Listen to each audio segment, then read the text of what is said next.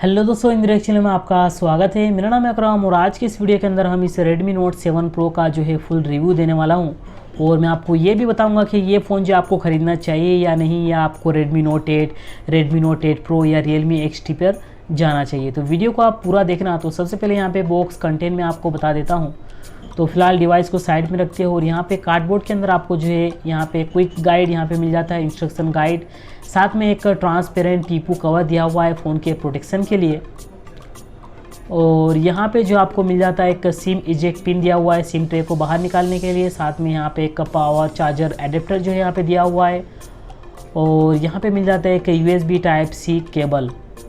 और ये फ़ोन जो है इसके अंदर आपको 4000 mAh की बैटरी मिल जाती है जो क्विक चार्ज 4.0 को सपोर्ट करता है, लेकिन आपको out of the box 18 volt का फास्ट चार्जर नहीं मिलता, वो आपको अलग से जो है आपको ख़रीदना होगा। तो यहाँ पे फर्स्ट टाइम जैसे ही मैं यहाँ पे बूट करने की कोशिश की तो फ़ोन की जो बैटरी थी पूरी तरह से मतलब डेड है। तो फ़िलहाल मैं आपको यहाँ पे ओवरव्यू दूंगा और काफ़ी दिनों के बाद मैंने इसे टेस्ट किया, उसके बाद मैं आपको रिव्यू बताऊँगा। तो ओवरव्यू की अगर मैं बात करूँ तो इसके अंदर आपको 6.3 इंच का फुल HD प्लस जो आपको डिस्प्ले देखने को मिल जाता है। पीछे की साइड में यहाँ पे आपको फिंगरप्रिंट सेंसर दिया हुआ है, डुअल कैमरा सेटअप दिया हुआ है विथ LED फ्लैश के साथ। यहाँ पे पावर ऑन ऑफ बटन दिया हुआ है, साथ में वॉल्यूम रोकर यहाँ पे दिया हुआ है। टॉप साइड में आपको 3.5 mm हेडफोन जैक, माइक और एक आयर ब्लास्टर जो आपको देखने को मिल जाता है। साथ में यहाँ पे लेफ्ट साइड में आपको सिम ट्रे दिया हुआ है जो हाइब्रिड सिम स्लॉट जो आपको देखने को मिलेगा। और फ़ोन की अगर मैं बात करूँ, यहाँ पे नीचे की साइड में बॉटम में यहाँ पे 2 स्पीकर दिया हुआ है, साथ में USB टाइप C पोर्ट दिया हुआ है। और फ्रंट के अंदर आपको जो है यहाँ पे 13 मेगापिक्सल का सेल्फी कैमरा दिया हुआ है जो मतलब डिस्प्ले के अंदर जो है आपको U शेप का नॉच के साथ में मतलब मिलता है। और डिज़ाइन काफ़ी बढ़िया है, यहाँ पे फ्लैट डिज़ाइन दी हुई है, कलर कॉम्बिनेशन भी काफ़ी बढ़िया है। तो मिलते हैं यहाँ पे फ़ोन के कुछ दिन बाद मतलब टेस्टिंग करने के बाद, क्योंकि फ़िलहाल तो कोई चार्ज नहीं था फ़ोन के अंदर जब मैंने फ़र्स्ट टाइम चालू किया इसे।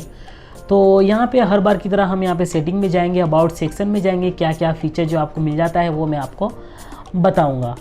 अबाउट सेक्शन में यहाँ पे चलते हैं। एयर अबाउट फ़ोन, यहाँ पे device model number Redmi Note 7 Pro दिया हुआ है। एंड्रॉइड जो वर्जन है वो एंड्रॉइड पाई ऑपरेटिंग सिस्टम पर जो है चलता है। शायद आपको एंड्रॉइड 10 का अपडेट जो है मिले, लेकिन कोई मतलब गारंटी नहीं है। इसके अंदर आपको 4GB रैम मिल जाता है, 64GB आपको स्टोरेज मिल जाती है। और इसके अंदर आपको प्रोसेसर में आपको क्वालकॉम का स्नैपड्रैगन 675 का ऑक्टा कोर का प्रोसेसर जो है देखने को मिल जाता है। और कंपनी का कहना है कि ये फ़ोन जो है स्प्लैश प्रूफ है, प्रोटेक्टेड है बाय P2I। मतलब नॉर्मली अगर आप छोटा मोटा मतलब पानी के छांटे वांटे अगर गिरता है बारिश के अंदर तो कोई मतलब दिक्कत नहीं होगी। इस तरह से जो है मतलब इसकी पैकेजिंग मतलब की गई है, प्रोटेक्टेड है, मतलब इस तरह से जो है इसका पूरी तरह से मतलब कवर किया हुआ है।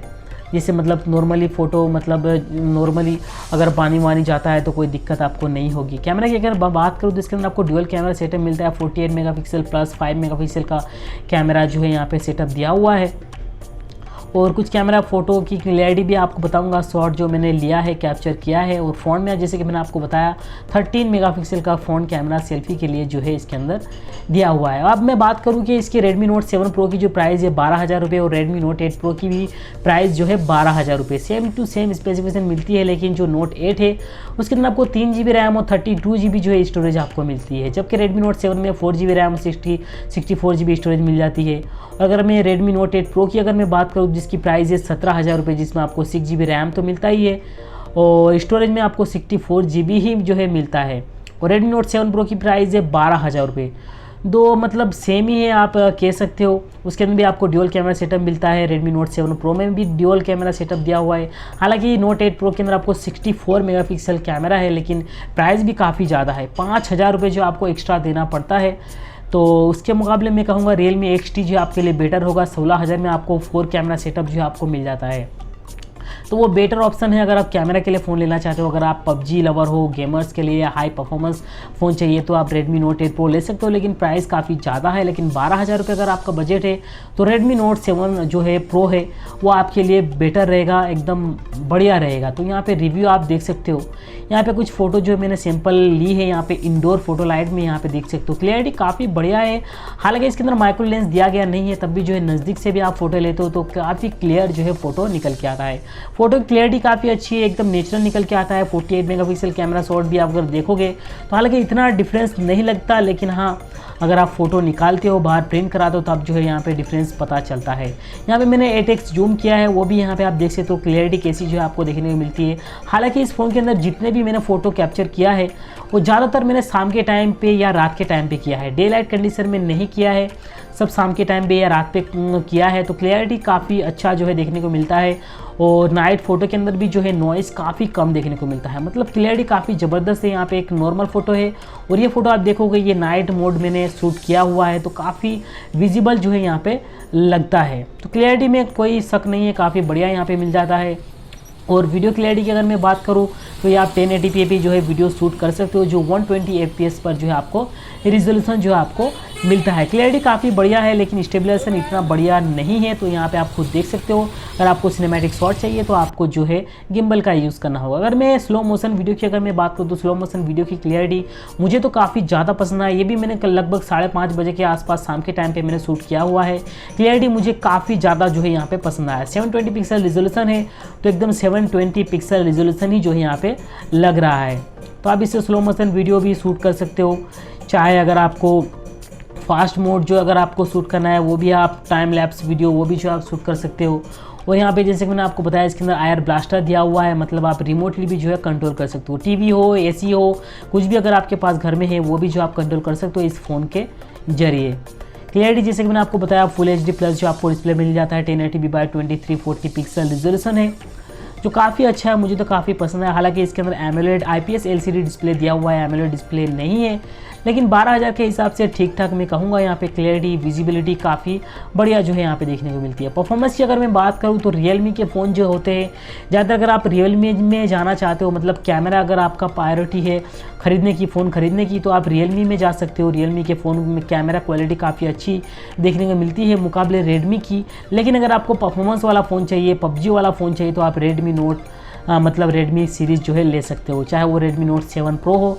अगर आपका बजट ज़्यादा है, 17,000 है, तो Redmi Note 8 Pro भी जो है आप ले सकते हो। क्लियरिटी मुझे काफ़ी ज़्यादा पसंद है, यहाँ पे ग्राफिक भी काफ़ी बढ़िया है, यहाँ पे शैडो भी काफ़ी अच्छी तरीके से जो यहाँ पे विजिबल है। तो यहाँ पे आप क्लियरिटी देख सकते हो, आप PUBG बैलेंस में अल्ट्रा में भी खेल सकते हो और नॉर्मली HD के अंदर भी जो है आप PUBG खेल सकते हो, कोई भी दिक्कत नहीं है, कोई भी इशू नहीं है यहाँ पे।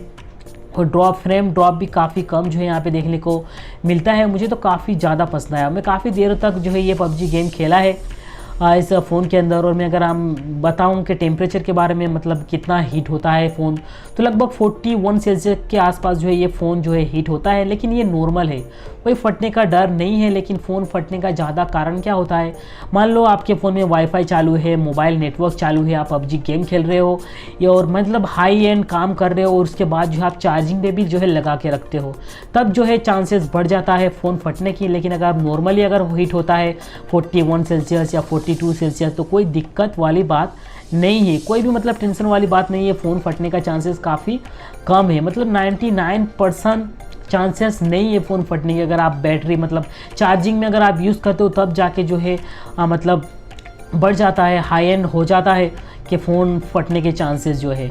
और मैं डिज़ाइन की अगर मैं बात करूँ तो Realme XT की जो प्राइस है 16,000 रुपये है। डिज़ाइन आपको कर्व ग्लास डिज़ाइन जो है देखने को मिलती है। जो Redmi है वो फ्लैट डिज़ाइन में जो है आता है, तो आप खुद देख सकते हो, आपको कोई भी पसंद है, मतलब जो भी पसंद हो आप ले सकते हो, आपके हिसाब से, आपकी मर्जी है कैसा आपको पसंद है, आपके हिसाब से। कलर जो है दोनों सेम है, यहाँ पे देख सकते हो आप।